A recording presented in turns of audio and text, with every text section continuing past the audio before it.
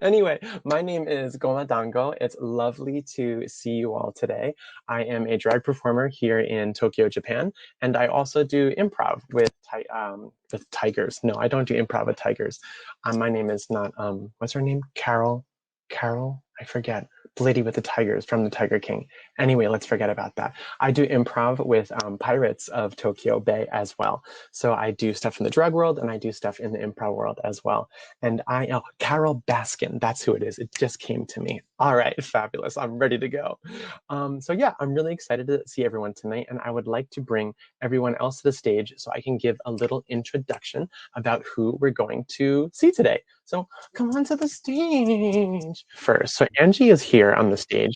And then coming up next is also Anne Rob. And then I will confirm my pronunciation with you later. And then I believe we also have King Wang with his puppets in the back. I love it. Awesome. So today's panel, if you don't already know, I had to confirm myself several times. Today's panel is called, Is Language Limiting Your Communication?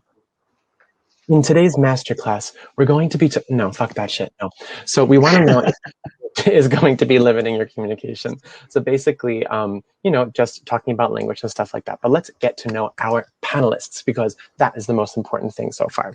So let's say hello to Angie Moline. She is a graphic. I think she's signing in from America today. And she actually, if you don't know what a graphic facilitator is, same as me, because I was like, cute. Don't know what that is. And actually, she helps people think through their ideas by doodling with them and making it into kind of a graphic language, which is kind of interesting. She usually does black and white images only, but apparently she will also use color for an additional $8.99. So Angie, drop your Venmo and PayPal below, please. Thank you. Angie, hi, how are you? Hi, I'm good. Thank you. How are you, Goma? Doing fabulous and trying to keep my natural hair out of my face today. It's always a struggle. I hear you. Always a struggle, absolutely. All right, so moving on, we also have Anne Raab down below. And Anne Raab is an actor from Germany. And she actually, you may not know this, but she holds the world record for the number of facial expressions able to be expressed in 5 seconds. And I'm going to let her show you why she holds that record. So here we go. Ready, set, 5. Hi, I'm Anna. I'm so excited to be here, but I'm not very sad about it. So hi, welcome. And I'm so excited for the panel. Thank you so much, Anna. I loved it. Anna also just performed with Mutus. I think it was about an hour ago on the Creative Approach Summit. And it was a really interesting show that absolutely connected with what we're talking about today because they didn't use language the entire exhilarating performance. So that was quite cool. And I think she might bring that up later on as well. And last but not least, we have King Wang signing in from Hong Kong tonight. And King Wang, actually, he's a puppeteer. And something quirky about him is that he actually speaks only through puppets the majority of his day, especially when he's on the phone. That's more of like a personal fetish for him, but that's just what I've heard. So King Wang, hi. You're right. He needs to get the voice out actually through the fist into the mouth. Yeah. Hey, how are you? This is King Wong, and I'll let him speak. So kind. King Wong, are you able to speak right now? Yep. It works now for some reason. Oh, thank God. Once the head just goes back in the shell, the natural voice just comes out, right? Exactly. Oh, I hate when that happens. Oh, God. Can you introduce us to who we're talking to today? Who is this little guy? My name is Mr. Robinson. I am a shellfish. I'm joking. I'm a turtle. And I'll let him speak. So, yeah, it's my turn now. And here goes the rest. Fabulous. I really love how your turtle wasn't named like Bobby, but he went with his surname of Mr. Robinson. He's a very formal turtle.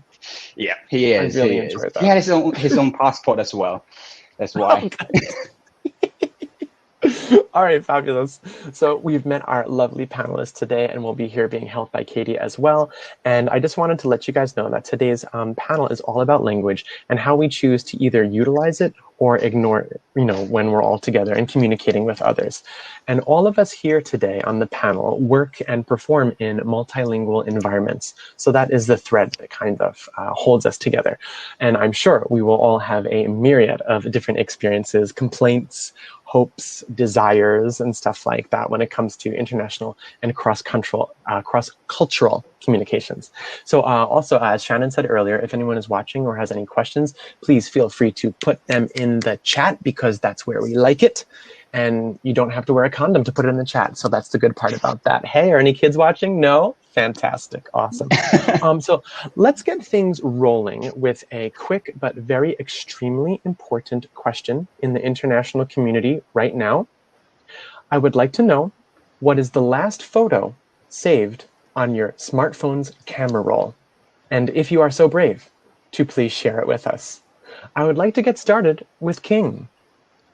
Actually, it was, I don't have my phone with me now, but actually it was a photo, it's this morning section.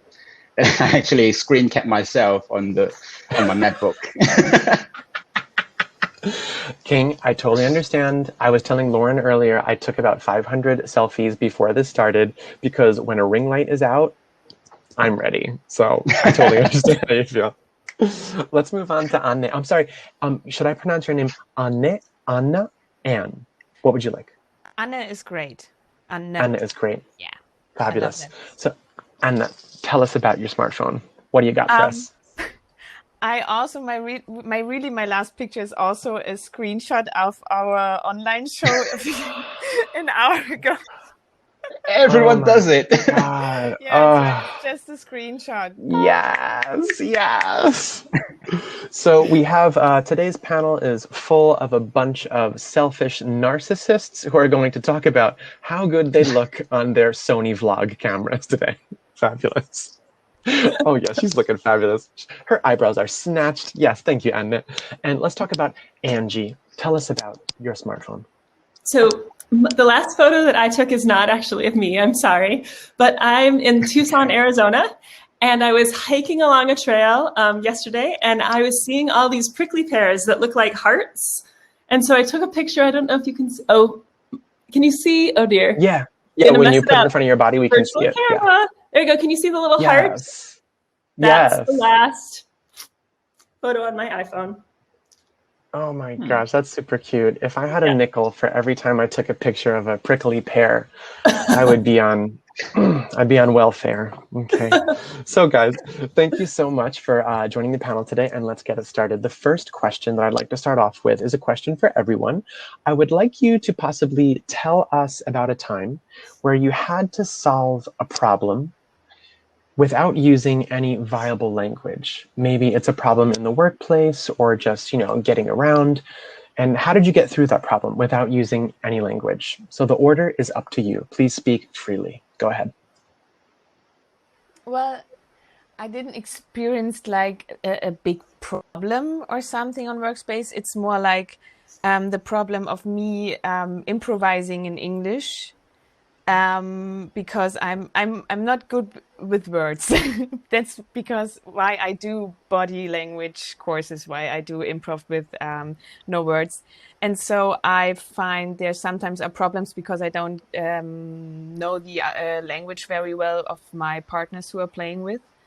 And then I choose just to don't speak and just show it with my body. Wow. So Anne, you are very, very good at body language, and you choose to use your body. Have you ever used this in a romantic sense, like on a first date? Yes. Oh, maybe we'll hear more about that in the chat or at the coffee table later on. We will. Everyone, please keep that in your mind. Thank you. Moving on to Angie. Have you ever come across this situation yourself? Let's see. I would say I have had some cross-species interactions where I've had to interact with species that don't necessarily speak English as well as we do. And so yesterday I was working in my shed and a little lizard crawled in, and so we had to have an interaction that transcended language. I was doing some hammering and the lizard was doing some freaking out. And so the way that we negotiated that conversation was, there was a lot of sort of like tense moments of visual, communication where I was looking at the lizard and it was terrified looking back up at me. And ultimately the way that it resolved was the lizard just, ran away and I went about my day. So I felt like it wasn't the most effective communication that I've ever had, but it was still, meaningful in a interspecific kind of way. Absolutely. It just really hits the heart, that kind of. Yeah, I mean, usually I fall back on drawing, but I didn't necessarily feel like the lizard was going to speak drawing either. So it was really at a lack of words. Okay. I was going to ask, like, if you were going to, pop out your little memo pad and just, sit down with the lizard and have a heart-to-heart and say, this is my goal. What's your goal? But I wanted to. I mean, I wanted to facilitate the interaction, but, the lizard was only like this big. And I felt like the memo pad was maybe just going to take it to the next level of freak out. Yeah, no. And his little eyes are so small. You'd have to step back so far and small. Okay. Yeah. Guys, the problems that we deal with on a daily basis, let me tell you. Oh, all right. Thank you, Angie. And how about yourself, King? So I love traveling. But when I go traveling, I don't like going to like big cities. I always go to like small towns and stuff. And what happens to me all the time is that I go to these places and I want to ask directions. But clearly they don't speak my language, nor they don't speak English. And apparently I don't speak the language as well. So, and yeah, we always use kind of weird international sign language, which we don't understand each other at all. And yeah, it never really works, however. Well, I mean, for myself, like when I first got to Japan, I couldn't speak the language at all. And so when I was trying to order something at the restaurant, I would do something similar to Angie, and I would go outside and I would take a picture with my flip clamshell phone, and I'd take a picture of the food that I wanted to eat, and then I'd sit at the table and be like, hi, and I would just point to what I wanted to eat, and that kind of helped me. So I mean, when we're traveling, I'm sure we all go through Thanks for the tip. very, very similar.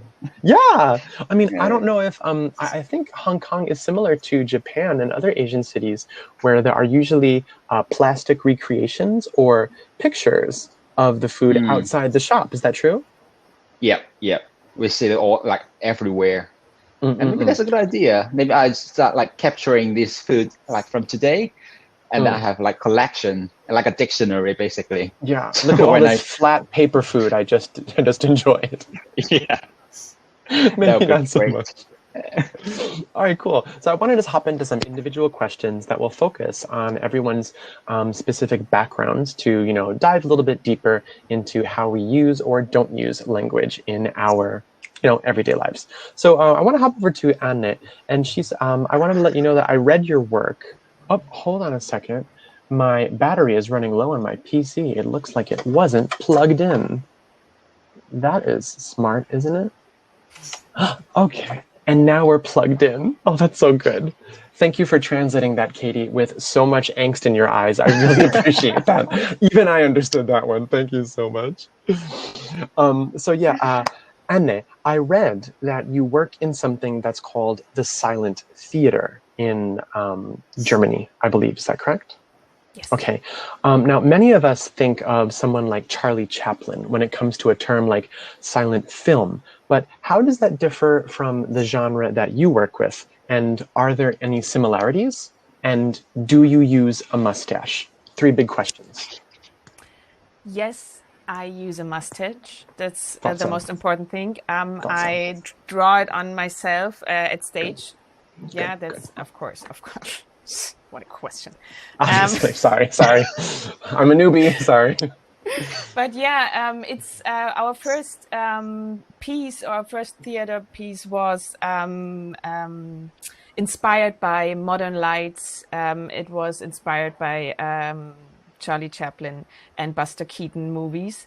And we were 4 actors, and we had a little script, and we improvised it together. And then we had 2 live musicians on stage who just improvised with us. And then there comes a whole thing out of it at the end, where we don't speak at all, and all things and stuff is just happening with music. And the most amazing thing was that the audience afterwards said, we could hear you speak. We could hear you speak, even if you didn't say any words, but it was the expression in the face, it was the music, it was the sound effects, and yeah, it was just amazing. And you can play it everywhere, because anywhere will understand it. That's just great. That's so true. That kind of art form is so universal, and you can bring it anywhere, which makes you very marketable, which makes you very hireable. So please be sure to advertise yourself at the end of the panel today. I will. Thank you. Thank you. And did that idea, did that happen organically, or did you all plan to do it that way because of different languages coming together? We planned it that way because we wanted to have a thing where we can travel anywhere we want to, and anywhere and anyone can understand us. So it was a little bit planned, and we were all fans of already doing physical stuff and pantomime stuff on improv stage. So we just found each other and created this. Yes, that's super smart. Start with the marketing and then go on to the talent later. I love that. Right. Oh, I love that, because I'm definitely the opposite. Can't market myself for anything. Oh, hey, by the way, please follow me on Instagram. Oh, hey, oops, sorry about that. Wow. Hey, King. That's amazing. I know, horrible. So, King, you are our resident puppeteer for this session, and according to your bio, you have studied Western puppetry, which I assume the majority of the world can imagine. You know, something like Sesame Street, or maybe that famous movie with David Bowie. What's that famous movie? Is it called Yes. The Muppet Show? Labyrinth, or The Muppet Show as well. Yes. Yeah. So I feel like that's what the majority of our audience might think about. But I also read that afterwards you got really into traditional Chinese puppetry as well. Yeah. And so that might be something that's completely unknown. So could you tell us a little bit about the similarities, differences between the two worlds? I think the biggest differences between the two worlds is that Western puppetry focus a lot on interaction with the audience. So a lot of talking, a lot of speaking, and it based on audience reaction, they bounce back. So a lot of improvisation as well. But in the Chinese puppetry, it's the completely opposite. Nothing can be improvised on stage. Everything is rehearsed. All the characters, all the gestures, the movements, the story is set. And even sometimes if you have a puppet, you cannot change the character. You cannot put the puppet into another story. So it is stuck there. However, having said that, it is so refined and so much detailed that it doesn't have to speak, or sometimes it speaks another alien language. But all the audience will understand all the details, all the tiny bits of stories, like the emotions and stuff. And I think that's the most beautiful part of Chinese puppetry that got me into it. Do you ever feel that, you know, having every gesture, every moment, every emotion pre-planned, do you ever feel that that holds you back from the creativity and like maybe discovering a new moment like you would in a live action play? I think it happens to me. I feel that at the very beginning. But the thing is, once I really like get into it and really dedicate all my time, my effort to it and practice it, I realized there are so much detail that I can use for Western puppetry. So instead of just talking and speaking nonsense, I can also use different gestures for example, my turtle. And I can use it for my Mr. Robinson to play different character. Like I can go up on stage without talking. I can let the audience know the status of my character. I can let them know the gender of the character, because it could be a female. Absolutely, Although sometimes I use like a male, a deep low voice, but then I can play a female character for the next show, and that's something I learned. So the process is tough, because the gesture is so specific that you cannot get it wrong. There's a strong sense of right or wrong. And it's easy to get it wrong, but I think that's something remarkable for me. But I mean, I think it's really cool that you were able to adopt something from the traditional Chinese theater and bring it to Western, and it's kind of like this toolbox that you already have. And if it It is. translates to a wide Chinese audience, it might also translate to an international audience as well. I think so, absolutely, because sometimes body language is like universal. And these gestures, Oh, the way of Anna breaking knows very down our well. gestures. Yes. Yeah. Yes. And the way of breaking down our gestures to make it become that people can link to understand what kind of character you are, what are you doing, what scenario you are in. And I think it's a great toolbox for me. Absolutely. Cool. Thank you so much. Well, we look forward to seeing more puppets towards the end of the panel. Absolutely. Moving over to Angie, you mentioned to me earlier in one of our emails beforehand that you have used doodling in order to place orders at restaurants, similar to what, Stupid Me did several years ago in Japan. I want to know, how long does that take to actually happen? And how receptive have the servers been when you're drawing to them, Yeah, so I would first say that it's not the best way to get exactly what you want for a meal. But the times that I've done it have always been in places where I don't even remotely speak the language. Like I can't read the menu. There's no picture menu. You kind of like street food. You pull up a chair. You're going to get some, like for me, it was in Asia. I'm going to get some kind of noodle dish. I have no idea what's going to be in it. And I would say that the people the places I'm going aren't places that Western tourists usually go. And so there's a long sort of like lag in communication when the person is like, first of all, they're like, why is this Westerner sitting in my chair? And now what is she doing? And, I'm kind of like furiously gesturing and drawing and trying to get the person to come over and look. And eventually they get excited about it. They're like, oh, we're having this cross-cultural communication with this person I wouldn't normally interact with. And eventually kind of get on board. But I have to say that, all I'm really able to communicate is I want something in a bowl that will make me smile. Please bring it to me for breakfast. And so there's like the actual eating part. There's a piece that's, I have to be satisfied with whatever I'm given for breakfast at that particular moment, I don't, So, but I would say that I guess the other place I've done that is, I was in Thailand and I was staying with a host family and we went fabric shopping and said I was going to make this into a bag. And the woman was like, well, I'll make the bag for you. So I sketched out a little bag and, she kind of like added some sketches and she pulled out her sewing machine and, created this bag, which unfortunately I don't have with me or I'd show you. So I've been able to use it cross-culturally in a number of different ways. And I think the other party in the conversation ends up feeling like something magical happened, right? Like they had an exchange that they couldn't have had if I hadn't had my markers with me. That's so true. That's so true. Like they feel kind of brought into your world a little bit, kind of enjoying your own personal language, right? Yeah, and that we've created something together, right? Like that just seems so easy to do with language, but once you have to do it differently, it ends up feeling really different. So neat. Oh, we got a question here. Do you always have your markers on you, like a markers and a little whiteboard or a pad?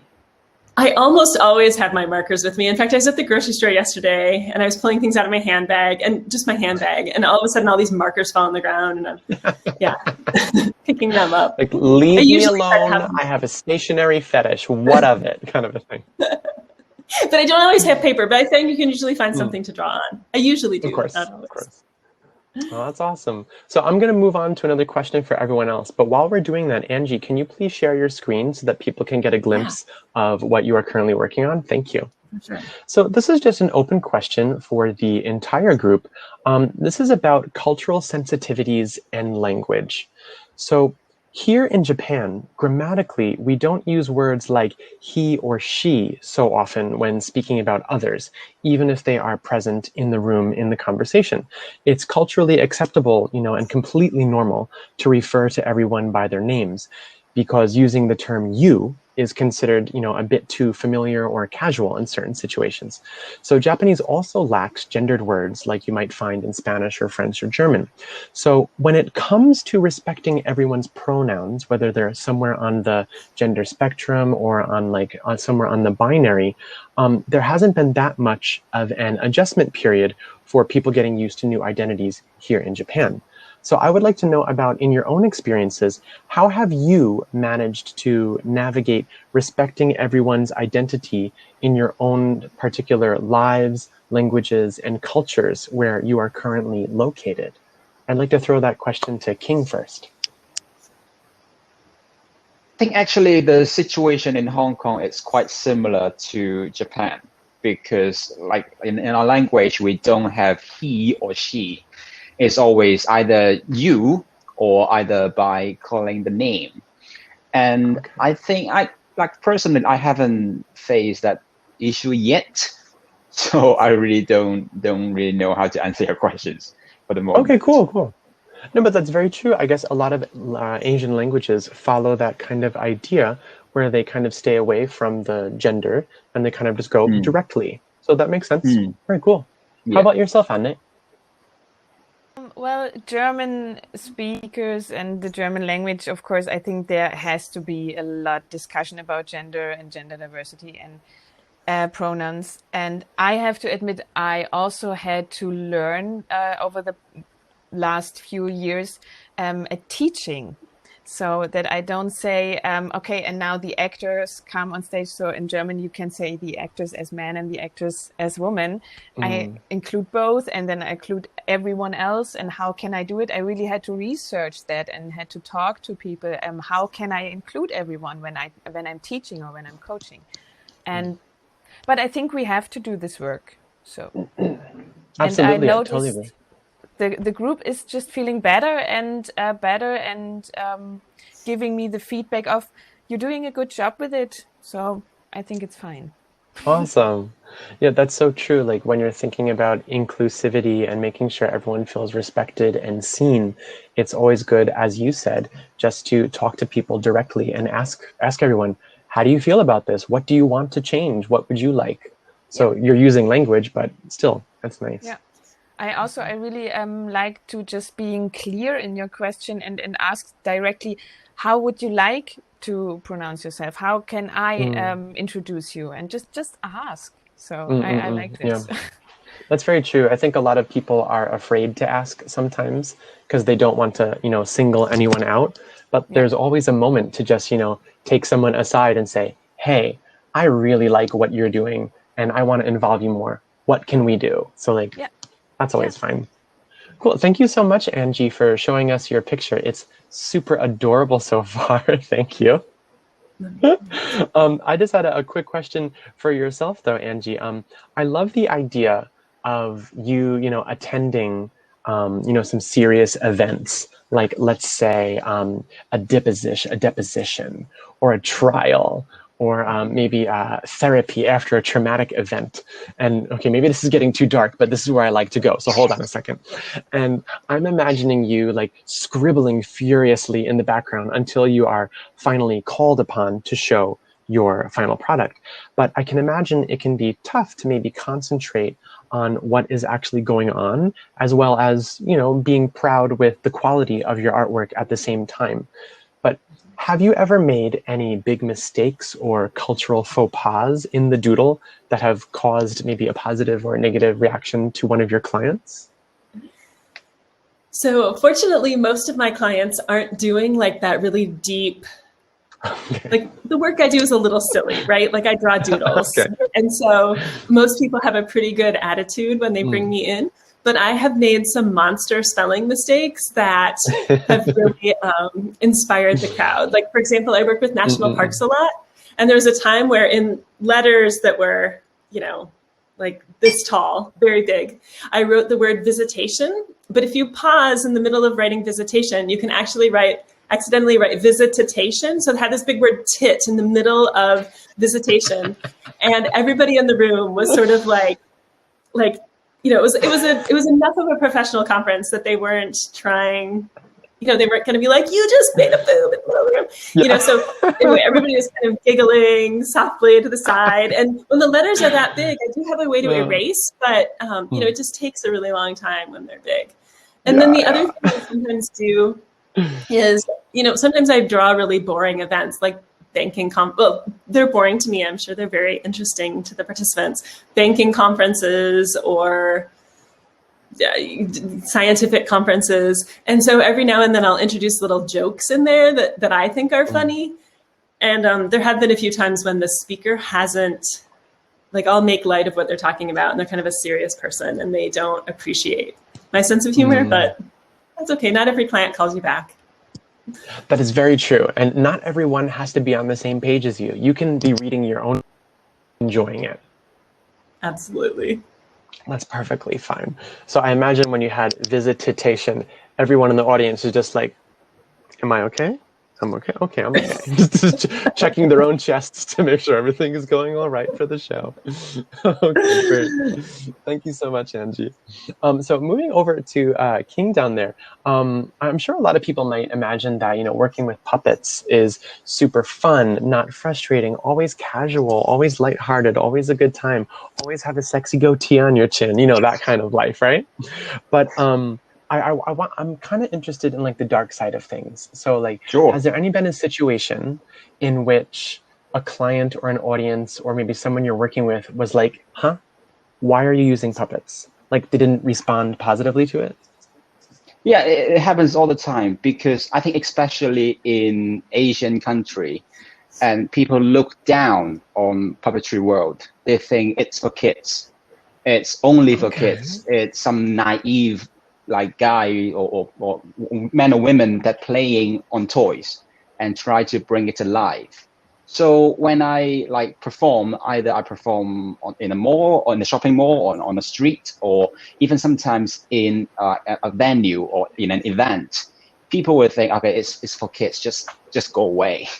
And people will think, sometimes it's quite cruel.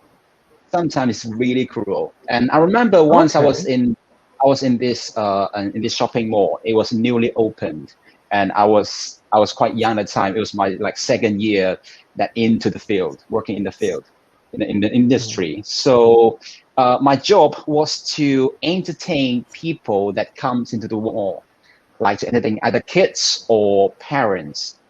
And then what happens all the time is the parents just drop the kids at my station. And they just go away for shopping for an hour. So instantly, instead of welcoming guests, I become nursery station. Exactly. Yeah. You turn into an automatic babysitter. Exactly. And then, but then what I actually did is it's quite hard for me, feeling wise, because I feel disrespected, and people just think, okay, you are a tool. So, but then it took me a long while to get used to it. And then I realized there's nothing I can do to change people's perspective about this industry because it's in their mind, it's in their head, and it's in their tradition for years and years or even decades. What I can actually do is try to work on what I say with the puppet and what I do with the puppets, and try to bring more activities that involve the parents to join. And eventually, the parents joined. They had a great time with me. That's cool. So you're kind of introducing the idea to them that these are not only for children. Anyone can enjoy the idea of puppetry. It's just a character. Yeah. And what I did is actually I comment on what they're wearing or what they're doing. And because it's puppetry, people are easier for what you say, so they don't feel offended easily if we're talking, if you're using a puppet to talk to them, or even your puppet to even mock them. So and crazily, they enjoy it. They enjoy being mocked. Absolutely, yeah. Yeah. It is. It is almost exactly the same with drag queens. If you're wearing a wig and you're wearing makeup, you can say the most horrible things directly to people's faces, and they're like, "I love it. Take my money," and it's the best. Exactly. Interesting. I think if I do all those jokes myself, I'll get kicked out straight away. Yeah, you're in But with trouble. puppets, I can just do whatever I want, which is great, I think. Interesting. That's so cool. So drag queens are very similar to puppets in the kind of industry of entertainment, except we don't is. have anyone's hand up our butt until after the show. So it's just a I little don't bit know. different. Yeah, I don't know. okay. I'll check it out depending later. on- Okay. Yeah. I'm just waiting to see how Katie translates that one. Oh, there we go. There we go. Yes. Yes, Katie. Thank you so much, Katie. All right. I wanted to hop down to Anna real quick, and she was saying earlier that she was enjoying how she is watching bodies communicate with with each other when they're on stage, and how the communication comes out of just two bodies interacting on stage. And when I hear that, I automatically go to something sexual, something close, something intimate, because I'm like a child and my mind just goes straight to that. But I would like to know a little bit more about how you use bodies communicating in your theater, in your work, and how it's going for you. I use it if I have no words for it to say, because you can show with your body if you're into someone. And I think like erotic stuff and sexy stuff is the most passionate and lovely communication between two bodies there it is, right? So and we don't need to talk much there, because I show you with my body what I like and you show me what you like. And I can also show you I don't like it, and I want to be alone, and I don't want you now involved. And I think it's so much, for me, it's so much more interesting to get in a scene with someone and discover what they wanted to say with their bodies, what they wanted to show, what story they want to tell. And you can hop on then on this train. And I notice in teaching, I notice that it makes my students a little bit like a little more confident, just being there with the body and just confidence, you know, and not like, oh yeah, I'm an actor. Yeah, okay. Sure, yeah. So, yeah. and that's so important. And just to show them, okay, if you just staying there and just be strong, you can tell so much more instead of just having a whole monologue with words and stuff. And yeah, I think it's great, and it's going well, because so much more interest comes now in this part of improv and theater, and that's nice. That's really cool how people have so much confidence through using their body.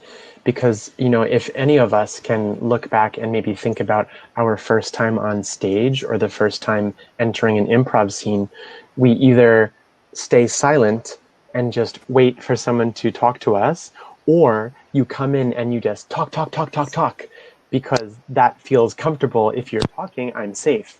So take away the language and only use your body, I think, is very freeing and a good way to maybe train traditional actors as well.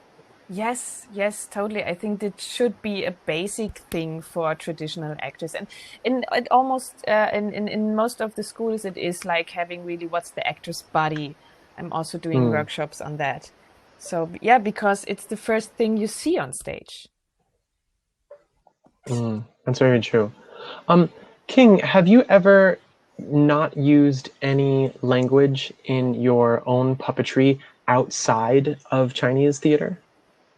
Not with no, I haven't. Like with Westerner puppet, I always have to talk. Oh, actually, I make like giant puppets, so they are like around 4 meters tall, and obviously I can't talk with it, so I have to use the body language of the puppets to communicate with the audience. Cool. Do they get like a lot of hugs by children all the time? Oh, yeah. They are like, my puppets suddenly become like honeys, and then the kids become like the bees, and all the kids just chase. Like, I didn't realize I could run so fast. Perfect, perfect.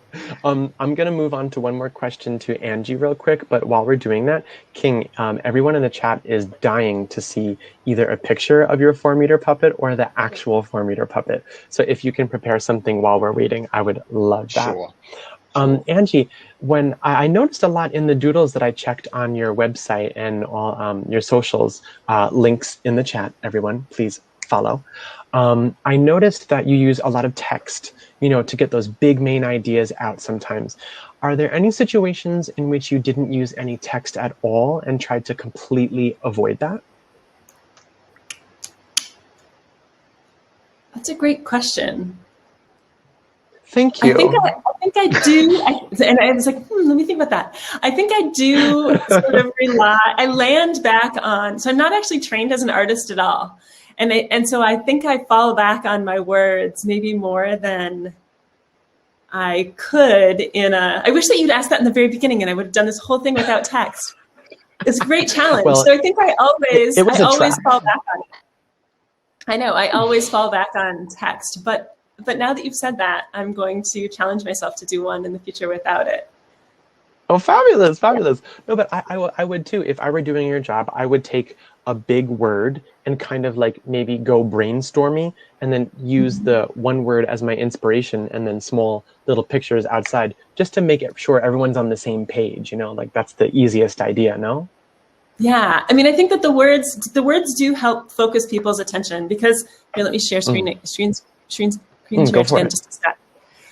But, if you look at this, like my guess is that you'd be seeing like bodies, pronouns, and then there's a few quotes here and there, and they just help focus people's attention in the same place in a way that I think images can tend to be a little bit, I mean, it's not all bad, but they can tend to be a little bit of a sea of images. And so the words help focus a few different ideas here and there. That's true. Yeah, it brings you into the main point and it gives you a connection to the pictures so you know where they're coming from. Sorry, go ahead. Yeah. No, yeah, exactly what you said, right? Just having a few words to anchor your thoughts. Oh, that's what she's talking about here. That's what she's talking about here. I think can be really valuable. Awesome, thank you. Just one quick question, kind of like an industry question. I see you're wearing kind of like a glove on your drawing hand. Can you explain to us a little bit what that is about? Is it because you're working on a tablet?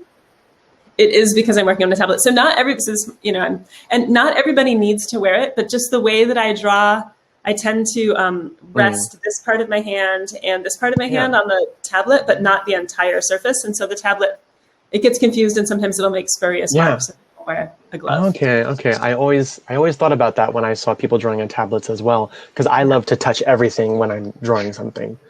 Interesting. Okay, so we learned a lot of things today. We learned Angie has wet, sweaty palms, and she needs to be sponsored to get a better tablet. We learned that King is often performing in the streets and parks, so somebody please hire him. He needs a job. He absolutely does. Oh, guys, ladies, kids, friends, family, we have a picture of the 4-meter puppet on the screen right now.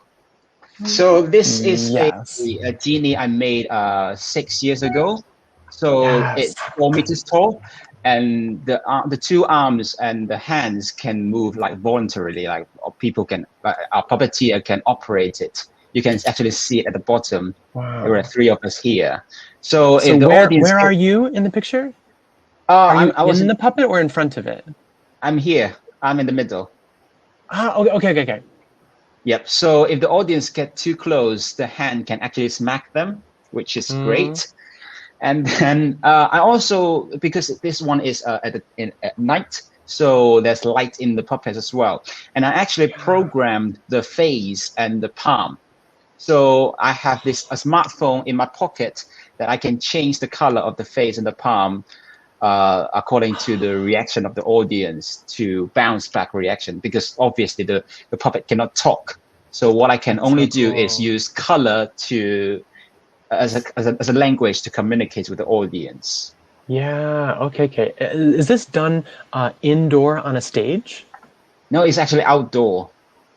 What if it rains? Actually well, I'm basically fucked.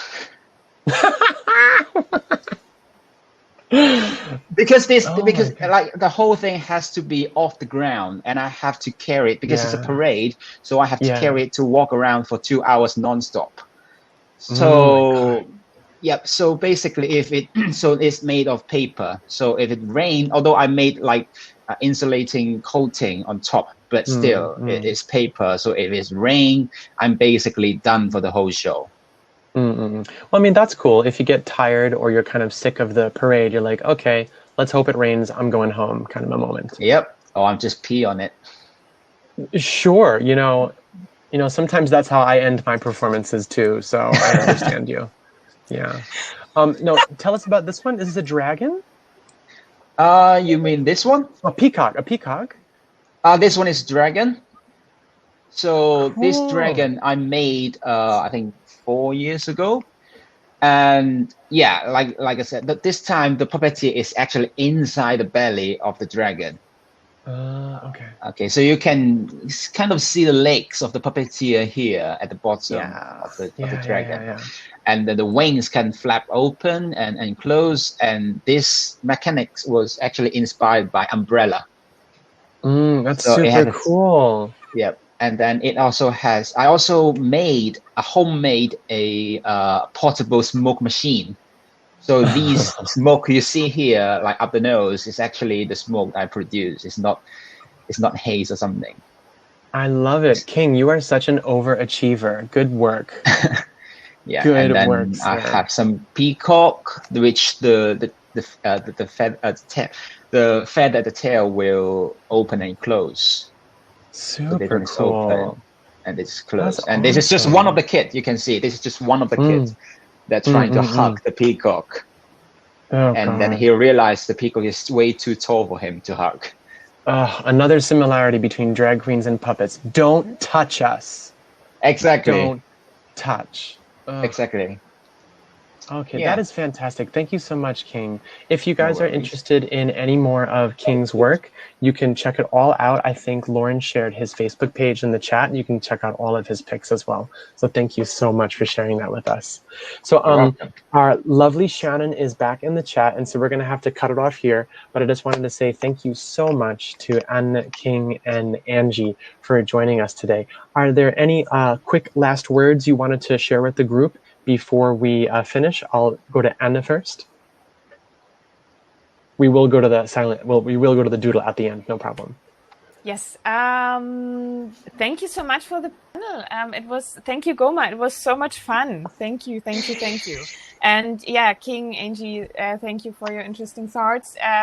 Thank you for the great LSASL interpret. And yeah, it was fun. And let's keep on moving. Let's keep it moving, Queen. Let's keep it moving. Cool. King, last words. Go. Just thank you very much. And by the way, I love your background, Goma. I just love it. I can't stop watching it. What are you talking Period. about? What are you talking about? I am an ethereal being. This is where I live. Okay. This is whole package. Okay, it's a whole This package. is the whole package. Yes. Fantastic. Angie, Just love last words. Go for it. Thank you all for being here. Thank you for helping me think about getting into my body. And King, thank you for helping me think about the difference between like practiced work and improvisational work, like the joy and the practice and the reasons why we need to practice. And Goma, thank you so much for keeping it fun and lively and a little bit off color. I love that. I love that. Yeah. And Can you show us the doodle before we finish? Yeah. Of course. Okay, everyone click that arrow to make it big so you can see it. Thank God you got my lipstick in. Thank you so much. Absolutely. Sorry, I can't get rid of myself there. Oh, we have King's Big Genie. Fabulous. The puppets are always fun and casual, right? No, sometimes they have an important message. Oh, that's super Awesome. cool. I love how tightly you've colored your text, like Creative Approach Summit. That's colored in really tight. There's a trick for that. Oh, is it like a paint bucket drop? Kind of, yeah. You cheater. Okay, I take back all my compliments, Angie. I don't care about you anymore. Goodbye. All right, goodbye. Thank you. All right, Katie. thank you all For so much for canceling. attending, and thank you so much, Katie, for helping us out. I'll pass it back to Shannon. Thank you so much, Goma, Anne, King, and Angie for being here.